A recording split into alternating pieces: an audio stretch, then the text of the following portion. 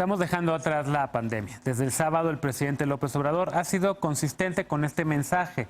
Luego de que las autoridades de salud informaran que la mitad del país pasó a semáforo naranja, el presidente presentó un decálogo para salir del coronavirus y enfrentar la nueva realidad, en el que recomienda alejarse del consumismo y comer alimentos naturales. ¿Es un decálogo pertinente para vivir mejor o el mandatario debería limitarse a recomendar medidas sanitarias? ¿Realmente estamos yendo ya de salida? Veamos el contexto. Este sábado el presidente López Obrador dio a conocer un decálogo para salir del coronavirus y enfrentar la nueva realidad, luego de que el viernes las autoridades federales de salud dieran a conocer que a partir de este 15 de junio y al menos hasta el domingo 22, 16 entidades del país reanudarán actividades laborales esenciales y no esenciales. De nuevo, la federación llamó a los gobiernos locales a respetar las medidas de apertura marcadas en el semáforo federal, aunque señalaron que respetarán que cada entidad defina las actividades que pueden reanudarse. En su mensaje del sábado, López Obrador dijo que los mexicanos hemos tenido el tiempo suficiente para familiarizarnos con las recomendaciones médicas y las disposiciones sanitarias contra el COVID-19, por lo que es momento de ponerlas en práctica siguiendo nuestro propio criterio. Dijo que cada quien debe decidir con base en lo que hemos aprendido cómo protegerse del contagio. Entre los puntos del decálogo que presentó están mantenerse informado, actuar con optimismo, dar la espalda al egoísmo y alejarse del consumismo. También llamó a eliminar el racismo, el clasismo, el sexismo y cualquier práctica discriminatoria y reforzar los valores, la organización social comunitaria y el cuidado a los adultos mayores. Aunque el texto no menciona medidas sanitarias, apunta que la prevención es la mejor medida para evitar el contagio y recomienda hacer ejercicio y alimentarse bien, además de gozar del sol, la flora, la fauna y la naturaleza. Punto y contrapunto. Bueno, el primer tema a discutir esta noche de lunes y nos acompaña desde la remota distancia Frida Gómez. Ella es asesora legislativa, feminista y amiga de este espacio. ¿Cómo estás, Frida? Muy contenta, muchas gracias, saludando y esperando que todas y todos nos encontremos muy bien. Bienvenida de nueva cuenta. Lisa Sánchez, directora general de México Unido contra la Delincuencia, como cada lunes y miércoles. ¿Cómo estás, querida Lisa? Muy bien, muy bonito inicio de semana a todas y a todos. Mira, coincidimos en el color de la playera, los dos de como amarillo dorado. Alfredo Lecona, activista y analista, ¿cómo estás? Muy bien, querido Genaro, buenas noches a todas y todos. Y Eder Guevara, fundador de Morena y antropólogo. ¿Cómo estás, querido Eder? Querido, buenas noches a todas y todos. Ya también, igual de greñudo que yo ya mañana me corto el pelo en esta nueva normalidad, a ver qué tal me va, pero bueno. A ver, empezamos con este primer tema, el decálogo, un decálogo más que presenta el presidente López Obrador, que en redes sociales pues mucha gente lo ha criticado, que es muchas de las personas a las que no les gusta que el presidente, como dicen, pontifique o digamos de cierta manera hable con ese tono, pues lo ven como algo innecesario, incluso como algo irrisorio. Yo creo que no, pero a ver, ¿qué opinas tú, Frida? Empezamos contigo.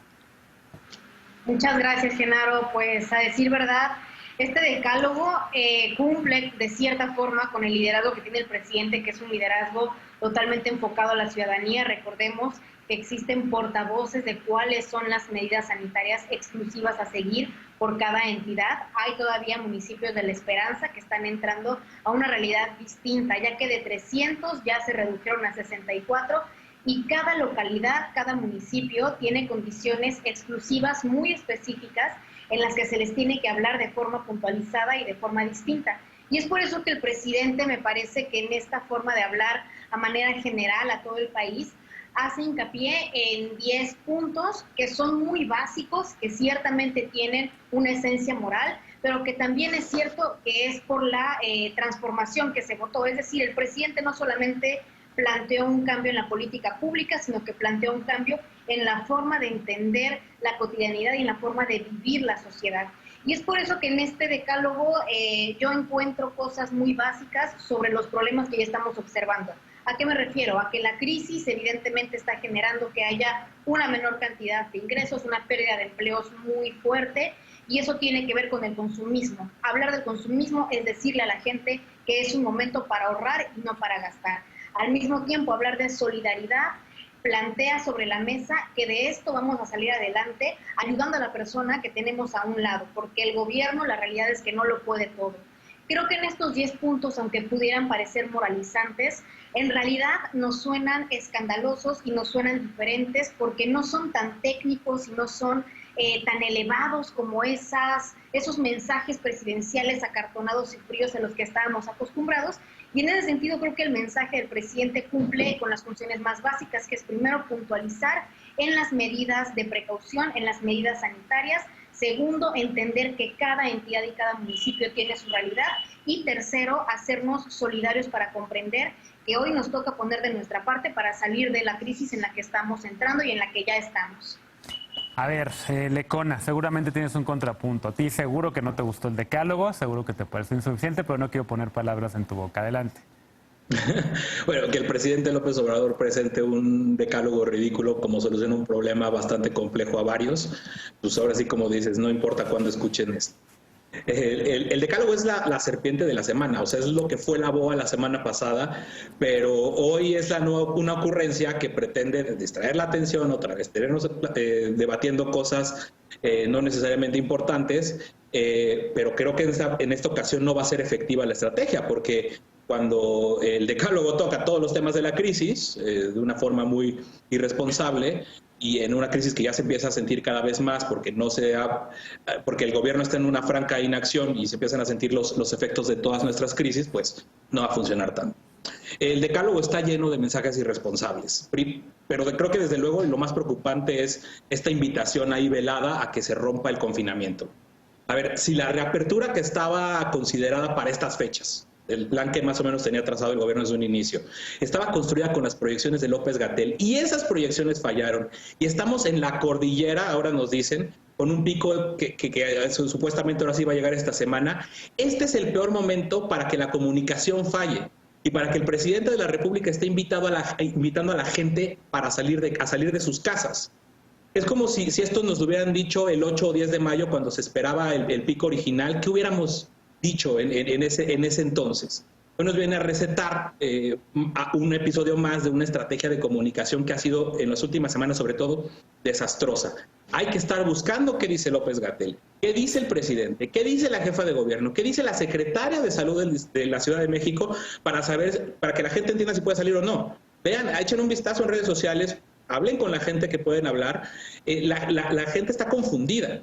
Y es normal que la gente que se confinó desde antes de que el gobierno recomendara el quédate en casa, ahí está la evidencia de los reportes de movilidad de Apple. Naturalmente muchas personas ya no aguantan o ya no pueden estar en confinamiento por muchas razones económicas, psicológicas, qué sé yo, y no debería extrañarnos que muchas elijan seguir la recomendación que más se adapta a esa necesidad o a ese sentimiento, y es la necesidad de salir. Y ahí es donde entra la irresponsabilidad presidencial. No es nada más el lenguaje del presidente, como dice Frida, y así le habla a la gente, y es una transformación. No. Es el presidente de la República, a quien muchos siguen sus recomendaciones, invitándonos a salir de casa. Y el presidente que dice que tanto se preocupa de la infodemia, debería de entender que este tipo de llamados, que este tipo de mensajes que llegan por todos lados sobre las conspiraciones, sobre el COVID y sobre las negaciones del COVID mismo, él mismo debería de estar atendiendo y apegado a lo que dice su secretario de Salud y no a mandar los mensajes contradictorios una vez más, como todos los que ya ha dado en todo este tiempo. Bien. A ver, Eder, contrapunto. Yo celebro que la BOA entienda tan poco y tan mal al presidente porque no terminan por dónde entender por dónde entrarle para cuestionarlo. El primer documento que hizo el presidente en torno a la pandemia fue recuperado por la Internacional Progresista y por distintas organizaciones que están justo en este debate. ¿Qué va a pasar ahora a partir de esto que, nos guste o no, ya es una transformación global y no sabemos hacia dónde va? Más bien, no es que no sepamos, dependerá del concurso de las fuerzas y de la correlación de las distintas fuerzas políticas hacia dónde se dirige esta transformación global. En ese marco se encuentra el debate que está dando el presidente de la República Mexicana. Insisto, el documento aquel de las conclusiones sobre la pandemia fue traducido en varios idiomas y comenzó el debate a partir de este documento. Ahora el presidente saca este decálogo en donde rescata principios que a mí me parecen muy interesantes, que se traducen además en políticas públicas. Por ejemplo, cuando él habla de que debemos cuidar más nuestra alimentación, que es necesario que estemos informados, que no se va a prohibir ningún tipo de producto, entiéndase comida chatarra, pero que sí tiene que haber más información información para que la sociedad, de manera responsable, una vez que sepamos que estamos consumiendo, podamos elegir por lo que nos favorece más a nuestra salud. Eso está completamente relacionado con el debate que empezó desde el año pasado y que también generó distintos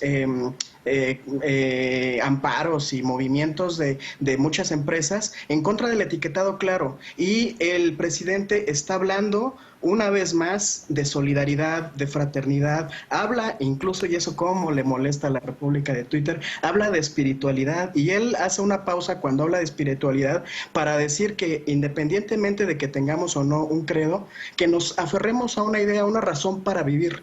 ¿Y por qué lo está haciendo? Porque él sabe lo que representa, porque él sabe lo que representa en las comunidades, le arda a quien le arda. Andrés Manuel López Obrador es un referente moral, y entonces él está hablando a la población después de 2 meses de encierro, después de 2 meses que tú, Genaro, no me vas a dejar mentir, esto ha sido desesperante, estar enclaustrados en nuestros hogares es muy agotador, y Andrés Manuel está hablando a toda esa población en la que sí tiene incidencia, en la que sí le creemos, y nos está diciendo aférrense a una idea porque de esto vamos a salir y vamos a salir bien. A mí me parece alentador, me parece un buen mensaje, pero además está enunciando una serie de políticas públicas que están muy interesantes entre líneas. Hay que leerlo con mucha calma.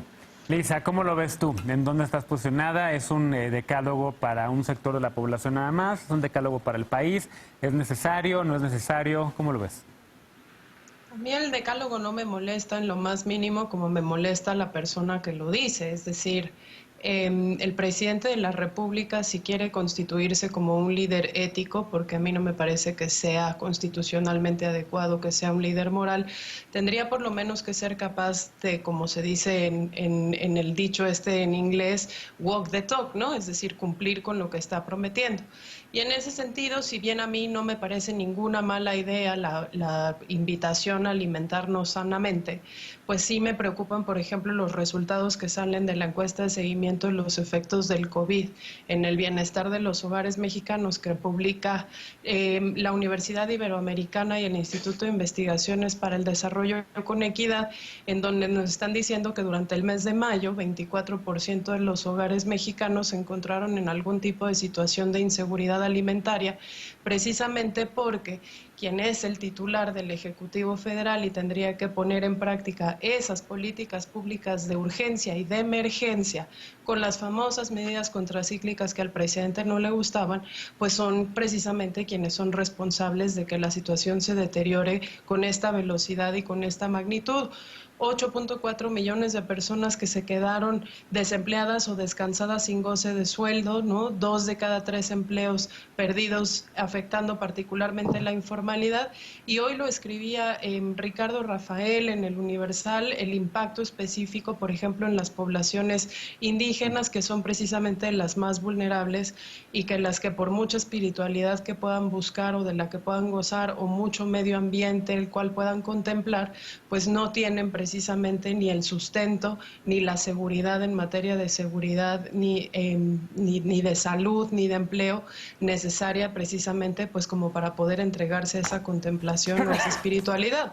A mí sí me parece que es muy grave que se esté hablando de una espiritualidad desde el jefe del Estado mexicano. Siempre lo voy a decir, si me molesta que mis amigos o mis familiares me quieran imponer una manera de vivir, una manera de pensar, bueno, que venga el jefe del Estado mexicano a decirme que tengo que buscar algún tipo de contacto sobrenatural o espiritual para poder hacer frente a una pandemia que es bien específica y es bien real y es bien de este mundo material, pues me parece una falta de respeto, por decirlo menos, cuando no una ilegalidad abierta. Entonces, la última cosa que yo resaltaría es justamente al presidente que le chocaban los números, que le chocaban las proyecciones, pues parece que se le está cumpliendo el escenario de la Universidad de Stanford, me parece que era junto con el CIDE, que precisamente predecían que iba a ser el pico el 22 de junio, esa semana, que sus datos fueron desestimados por el subsecretario López-Gatell, y que sin embargo sí están siendo pues discretamente utilizados por el gobierno de la ciudad, cosa que yo celebro, y que justamente maximizaban desafortunadamente el impacto en salud era la segunda medida menos efectiva después de no hacer nada, levantar el confinamiento el 31 de mayo, como se empezó a hacer con el tema de los semáforos, y maximiza también el impacto económico en el sentido que el confinamiento de todos modos fue lo suficientemente largo como para dejar estos resultados de los que hablábamos. Frida, contrapunto. Pues para mí es evidente que la circunstancia no solo está pasando en México, esto es algo que está pasando a nivel mundial. La ONU ha estimado que se perderá un 16% del PIB en todos los países e inclusive ONU Derechos Humanos ha anticipado los problemas de crisis alimentaria y ahí está la clave de este decálogo. Este decálogo habla muy puntualmente sobre cómo complementarnos con la naturaleza regresando a las formas más básicas. Hablábamos, por ejemplo, en los espacios feministas, desde noviembre en el encuentro de mujeres que luchan con las zapatistas, de cómo es que la autonomía alimenticia es no solamente una forma de rebeldía, sino un paso fundamental para afrontar las crisis mundiales y las crisis nacionales. Hay muchos aspectos que se han perdido a partir de la forma neoliberal de vivir nuestra realidad, de nuestra forma cotidiana de emplearnos, de tener evidentemente una forma limitada de vivir. Y este momento no solamente cuestiona a nivel país, sino que a nivel mundial cuestiona un sistema en el que nos hemos sumergido, que hoy está demostrando fracasar al momento de recordar que lo más básico no está asegurado, que es justamente lo alimenticio. Y es ahí donde este decálogo se rescata, porque, por ejemplo, en los últimos puntos del decálogo se habla también en contra de la discriminación, se habla de la distribución, equidad de las tareas entre mujeres y hombres, y ahí también hay otra clave, porque esta crisis no nos va a afectar igual a mujeres y a hombres. Y aunque evidentemente el decálogo también pone en el debate la desigualdad, es una oportunidad para que saquemos la idea individualista en nuestro comportamiento y que también nos salgamos de la idea de que el gobierno tiene que hacerlo todo, porque a veces la oposición es muy hipócrita de tratar este tema. Bien. La oposición es muy hipócrita sobre esto porque se enojan a la pérdida de empleos, se enojan ante la falta de medidas económicas, pero cuando hay medidas para que se reactive la economía, tampoco están de acuerdo. Bien, bueno, déjame hacer una pausa. ¿Cómo cuáles? Si quieres, regresamos con ese tema un poquito más, Alfredo, pero tenemos que hacer una pausa. Vamos a entrar a otro tema que también a ti te interesa mucho y todo el colectivo Seguridad Sin Guerra, estoy seguro. Vamos a una pausa, al regresar. El aeropuerto Felipe Ángeles de Santa Lucía genera ganancias, pero estas irán directamente a la Sedena para financiar la Guardia Nacional. Esto ya se sabía, pero la discusión se reavivó este fin de semana. Regresamos con este tema punto y contrapunto, no te vayas.